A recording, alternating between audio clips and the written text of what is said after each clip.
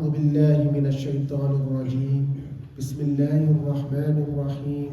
الحمد لله رب العالمين، والعاقبة للمتقين، والجنة للموحدين، ولا عدوان إلا على الظالمين، والصلاة والسلام على أشرف الأنبياء والمرسلين وإمام المتقين سيدنا وحبيبنا ومولانا محمد وعلى آله وأصحابه أجمعين. رب اشرح لي صدري ويسر لي أمري واحلل عقدة من لساني يفقهوا قولي. اللهم لا تكلني إلى نفسي طرفة عين ولا أقل من ذلك. Honored ulama,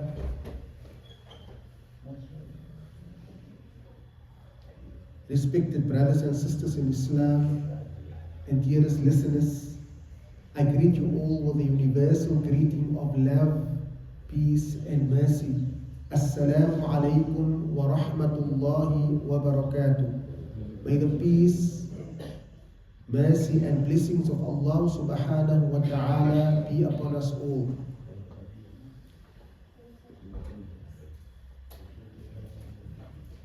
Amma ba'd, to proceed, Jamaat al-Muslimin, the greatest challenge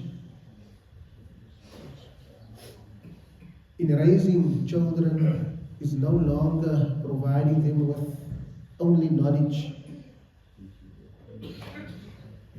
Knowledge is now closer to them than ever before.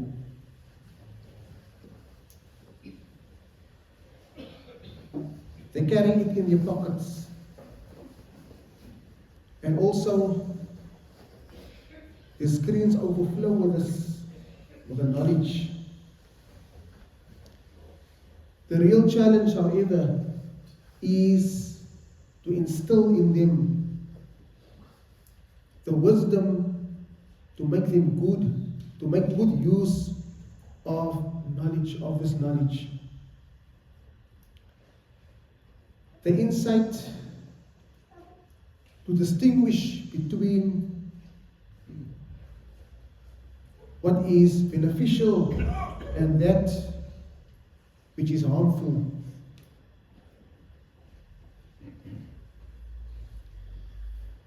And the conscious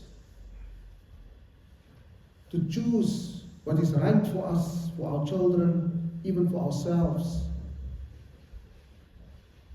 when no one else is watching us.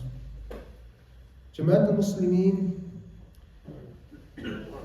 in earlier times, the family was a primary source in shaping a child's mind and emotional world. Today, however, new teachers have entered every home. Teachers whom parents do not know and over whom they have no authority. Jamaat al-Muslimin, they are content creators. Algorithms and digital platforms which are less concerned with the building of the human being, developing the spiritual being of the human being. And this captures attention to us as individuals and also prolong time spent in front of these screens. Jamaat al-Muslimin, it is a mistake to manage this stage through prohibition alone. No, because technology is no longer a guest that can be removed from the home, but rather it has become part of the environment in which we live and our children, which they are growing up with us. They grow up with this, they learn, work and communicate through this. Jama'at Muslimin, therefore parenting today is not based on resisting technology, neither depriving altogether, but on building a human being who is not enslaved by technology, by these technologies. Jama'at Muslimin, a child who learns to control their desires, manage their time, delay gratification, and distinguish truth from falsehood will be better equipped to deal with the digital world that we find ourselves in today than a child who has been kept away from it for many years and is suddenly thrown into it without preparation. Jama'at Muslimin, one of the most dangerous effects of rapid technological development today is that it has led some parents to believe that providing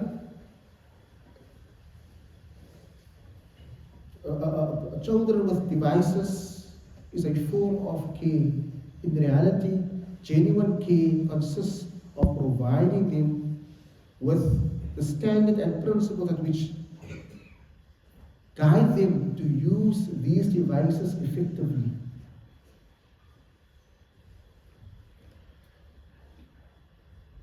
A tool neither corrupts nor reforms a person, but rather the way it is used reveals the extent of the value and self-discipline that the person who engages these devices. Jama'at Muslimin, the reason why I chose this topic is in the mere fact I'm speaking on this topic also is the increase of peer pressure and also bullying. And the bullying that we find is, some of it is online bullying. We call it, children go on the internet and they find in conversation with either other peers, children, and they want to be on that same level as these children. And if they cannot be, then these children, they dare themselves, they do this, get this, or do that. And if they cannot, then it can even reach to a peak that the child wants to take his or her own life.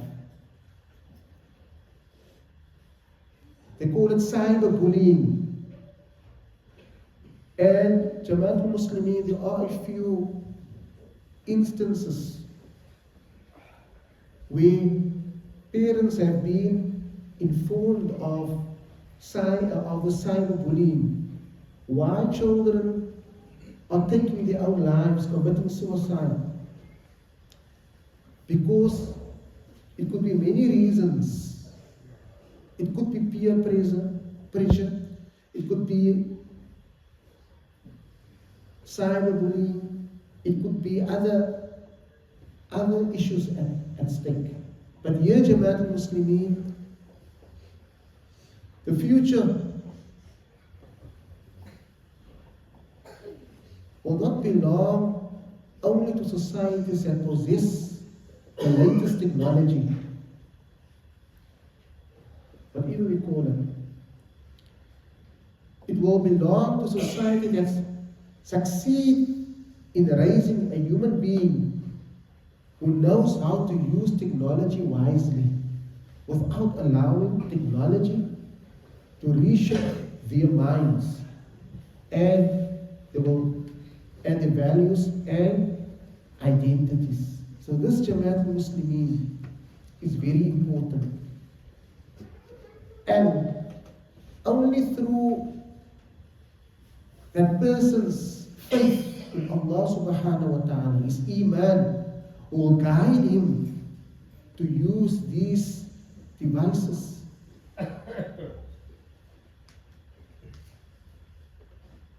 to a manner that he will be in control of it and not the device in control of him. Jamaat al-Muslimin, many of the peer pressure that we are experiencing today among children, learners, students, it comes from where? Where does it come from? It is because whom a child chooses who his friend is, who his friend should be. And we have a choice, Jamaat Muslimin. Therefore, the Nabi sallallahu alayhi wa sallam has mentioned this very beautifully in a hadith reported in Abu Dawood, Sunan Abi Dawood, and Sunan At-Tirmidhi. The Nabi, on the authority of Abu Hurairah radiallahu anhu, the Nabi sallallahu alayhi wa sallam said, الرجل على دين خليله فلينظر أحدكم من يخالل. The Nabi sallallahu alayhi wa sallam said, a man will follow the religion or the way of life or the manners of his friends. So, you should look into whom you choose for friends, as friends, right? Jamaat al-Muslimin, a person will be labeled because of his friends. If you are friends with gangsters, you will be labeled as a gangster. If you're friends with drug addicts, you will be labeled as you are a drug addict, even though you're not smoking drugs. But because your group, you will be identified by the group you associate with. Jamaat al-Muslimin,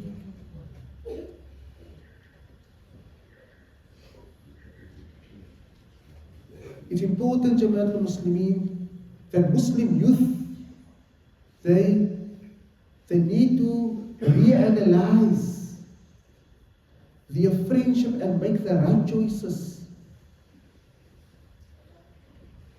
Do the people we associate with lead us to prayer, salah, when it comes time for salah,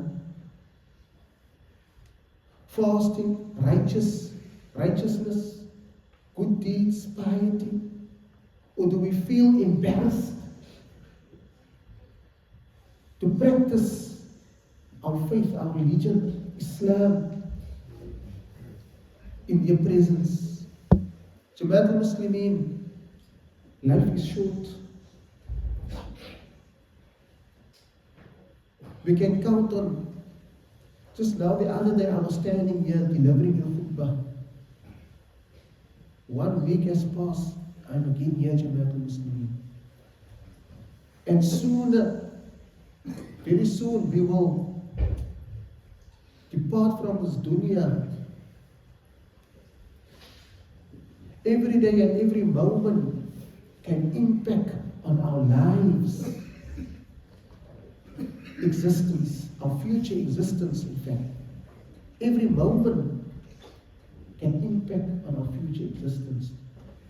Just being here in the masjid, listening to the talk, not to what I am saying, but what I am saying of Allah and Allah's Rasul. If that has an impact on our hearts, then alhamdulillah, the future will be bright for us. Our future and the year after, there is hope that will succeed in the year after. Ameen. Jamaat al-Muslimin.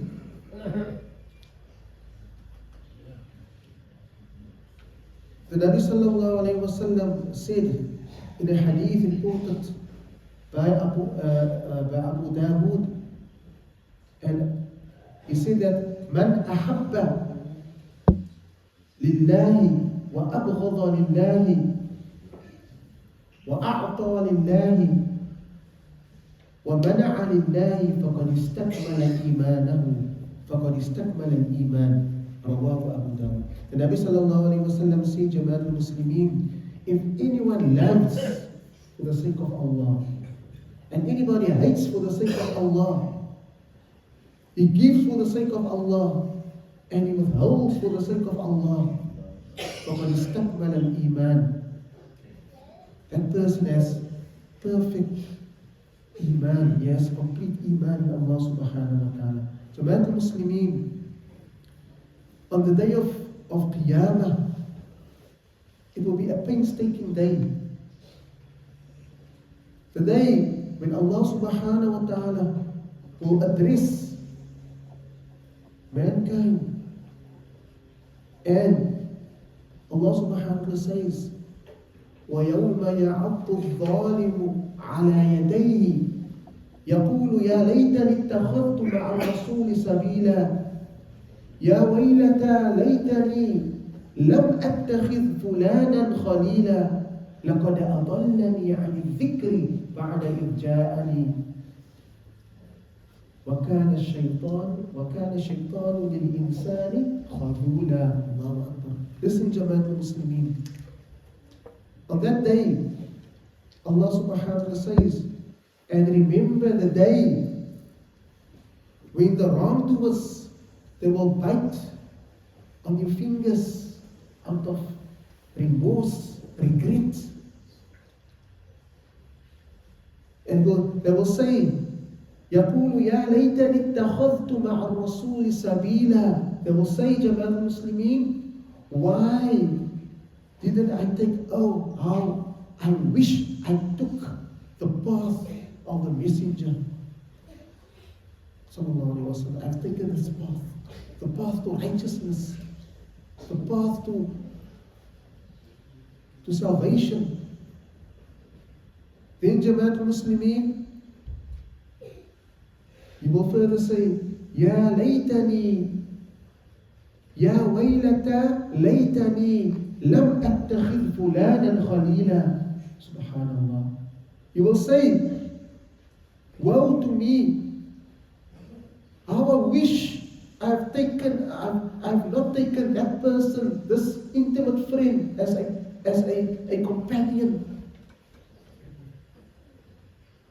لَقَدْ أَضَلَّنِي عَنِ الذِّكْرِ. Yes, he has diverted me, yes, made me go astray from the Quran, from the remembrance of Allah from the Quran.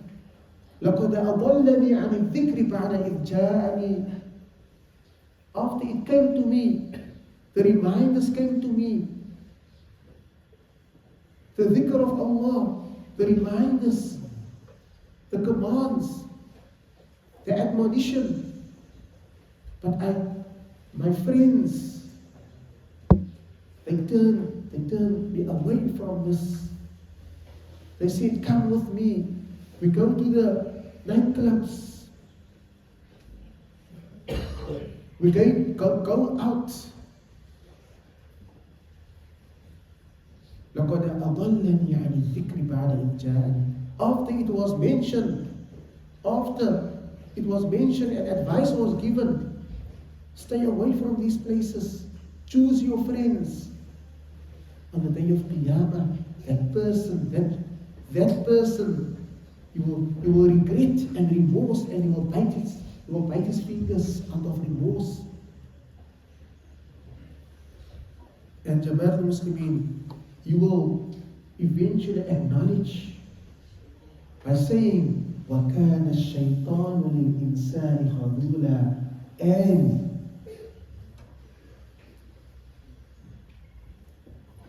Shaitan is the greatest deserter. He will desert you in the moment of what? In the moment you need him the most, the hour you need him the most, he will desert you.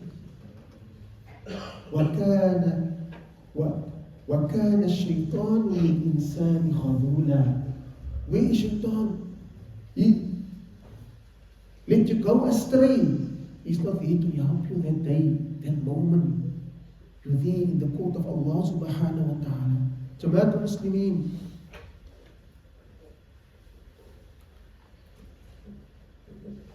You can't love a friend, an intimate friend, and at the same time, he's turning away from the commands of Allah.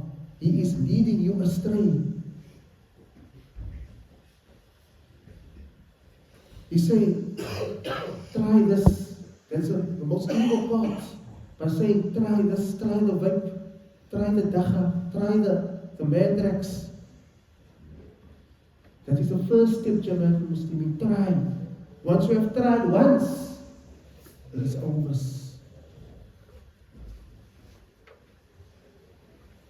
Therefore, Jama'at al-Muslimin, and this is for our youth sitting here. Choose your friendship. And also, give advice. If you see somebody does something wrong, you give him advice. Don't do that. That is wrong. You will bear the consequences of what you are doing.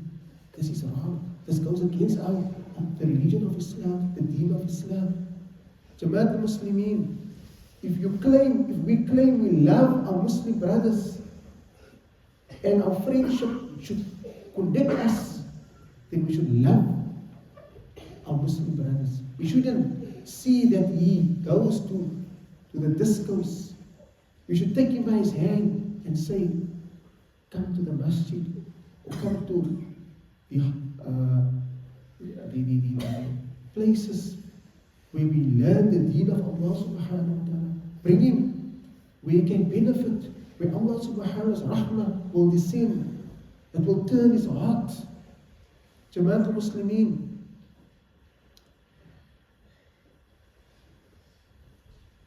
عن معاذ بن جبل رضي الله عنه قال سمعت رسول الله صلى الله عليه وسلم يقول قال الله عز وجل المتحابون في جلالي لهم منابر من نور يغبطهم النبيون والشهداء رواه الترمذي وقال حديث حسن صحيح.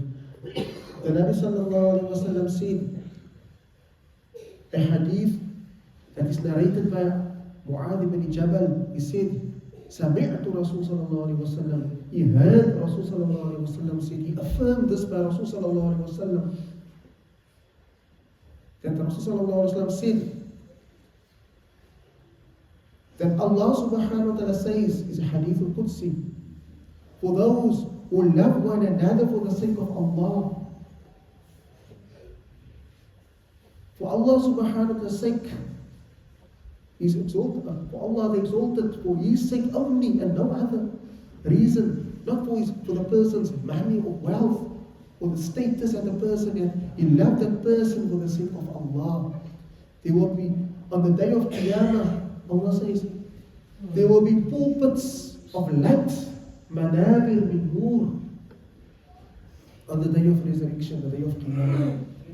And they will be envied by the prophets.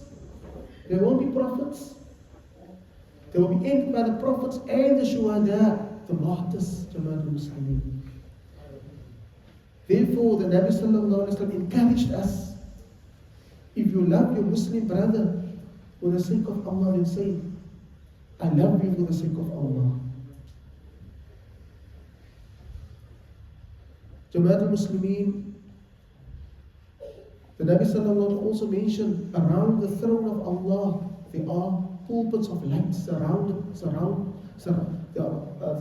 by people whose clothes, what they wear, their garments is light, and their faces will be radiant with light. There will neither be prophets neither martyrs, nor will there be martyrs. But the prophets and martyrs will envy them because of their status. Jama'at al-Muslimin.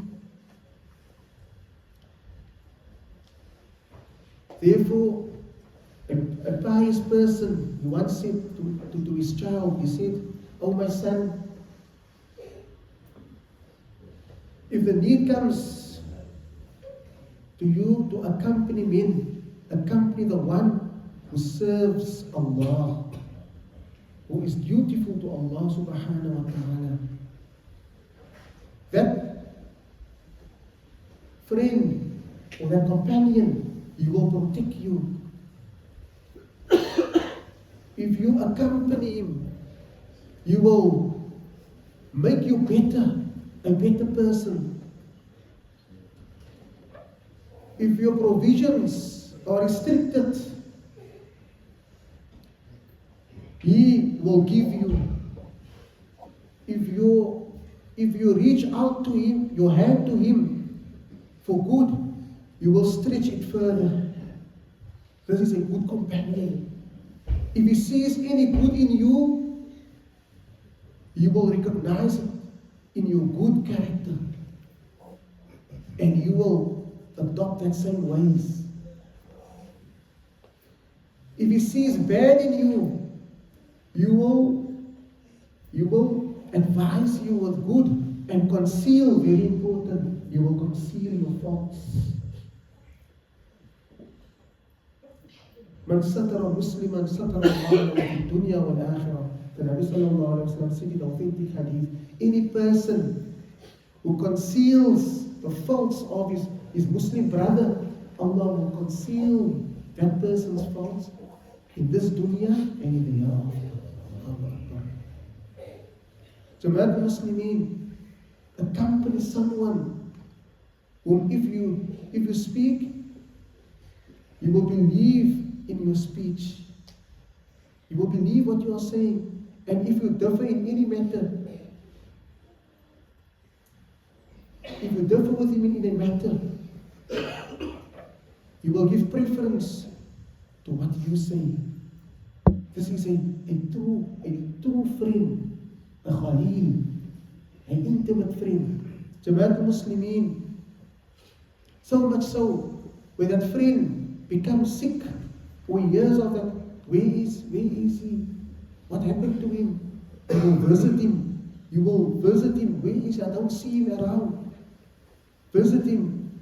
The Nabi sallallahu alayhi wa sallam said, Man aada maridan aw zara akhan lahu fi Allah nada munadin bi an tibta وطاب ممشاك وتبوأت من الجنة منزلا. The Nabi sallallahu alayhi wa sallam said, whoever visits a sick friend of him, or any sick person, or a brother of him, to seek the pleasure of Allah for no other reason, not for status or any other reason, or wealth or whatever. Right? An announcer, an angel calls out, Tibta, may you be happy. وطاب ممشاك. May you walking be blessed. And also, وتبوأت من الجنة منزلا. And may you be awarded a dignified position in Jannah. Jama'at al-Muslimin, this is what Allah subhanahu wa ta'ala, the connection that Allah subhanahu wa ta'ala has placed between brothers that love one another for the sake of Allah. Jama'at al-Muslimin, will end off with this hadith. The Nabi sallallahu alayhi wa sallam said it. A man once set out to visit his brother for the sake of Allah. Another brother in another town. And Allah sent a malak on his way to follow this person that is going out and visiting his brother for the sake of Allah. When the man met the angel,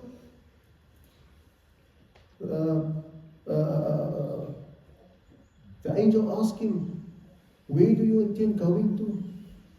So he said, I intend to go to my brother who is in another town. The angel said, have you done any favor to him? Have you done any favor to him? He said, or anything that maybe you need to go there to meaning, go there to go fetch whatever you want from him, or whatever the case may be. So, no. Replying, no, by saying no.